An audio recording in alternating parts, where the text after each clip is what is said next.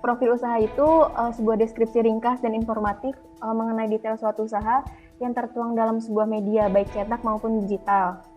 Profil usaha ini bisa dijadikan sebagai alat yang bermanfaat bagi kemajuan bisnis. Biasanya digunakan pada saat akan mengajukan penawaran kepada investor, kerjasama mitra, maupun calon klien. Nah, tujuan membuat profil usaha ini digunakan untuk sebagai alat perkenalan yang berisi informasi detail mengenai usaha yang ditunjukkan kepada target bisnis, sehingga para target bisnis tersebut dapat mengenal dan memahami identitas perusahaan yang akan bermitra dengan kita. Atau keuntungan lainnya, memiliki profil usaha ini yang pertama mempresentasikan identitas usaha dengan jelas, menjadikan media komunikasi terbaik bagi usaha kepada semua pihak yang membutuhkan.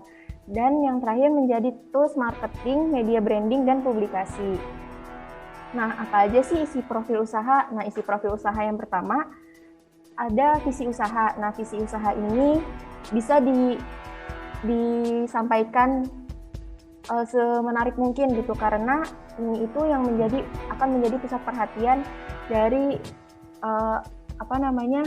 profil usaha kita.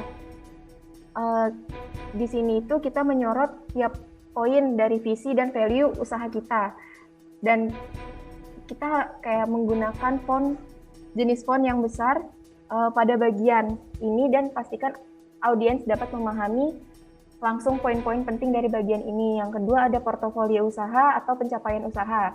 Pencapaian usaha ini bisa berisi sertifikasi yang ada, testimoni dari klien-klien kita, terus portofolio dari produk atau peliputan media massa yang pernah kita jalani di usaha kita gitu. Yang ketiga ada lokasi usaha. Lokasi usaha ini juga penting karena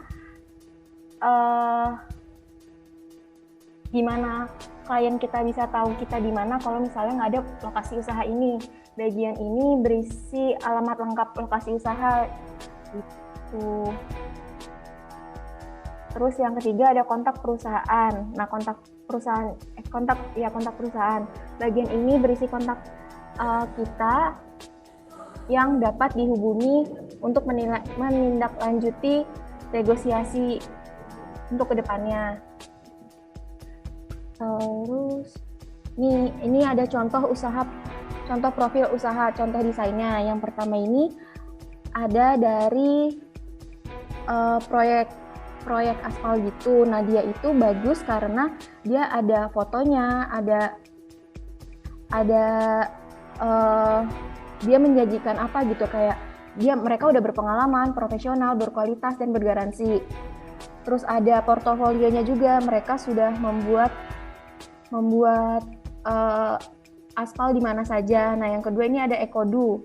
Nah, Ekodu ini juga bagus karena Ekodu itu menjelaskan apa sih masalahnya dulu, baru sebenarnya Ekodu itu solution kayak gitu, jadi mudah dimengerti. Nah, yang ketiga ini ada Rumah Madu Sehati. Dia itu walaupun nggak ada kayak visi misinya gitu, maksudnya visi usaha atau sejarah dari usahanya, tapi di situ dia menjelaskan apa sih manfaat madu dan manfaat madu yang mereka produksi gitu. Terus ada ada kontak personnya, ada sosial medianya juga, ada alamat lokasi usahanya.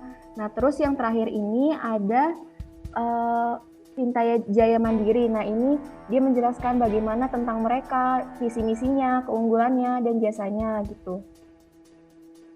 Nah, kalau mau mendesain kan sekarang kayak susah gitu. Kayak suka bertanya-tanya, di mana sih kita bisa mendesain?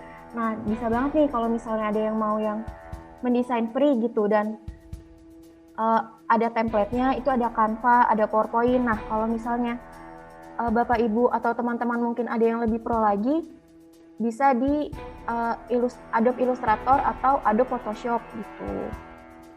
Nah, tips untuk mendesain profil usaha yang pertama ada ketepatan informasi. Nah, informasi yang dimasukkan dalam profil usaha ini harus tepat dan sesuai. Profil dibuat selaras dengan visi, misi, dan citra usaha yang ingin dibangun. Hal ini dilakukan untuk memproyeksikan pelanggan uh, dan menancapkan citra usaha di hati klien gitu.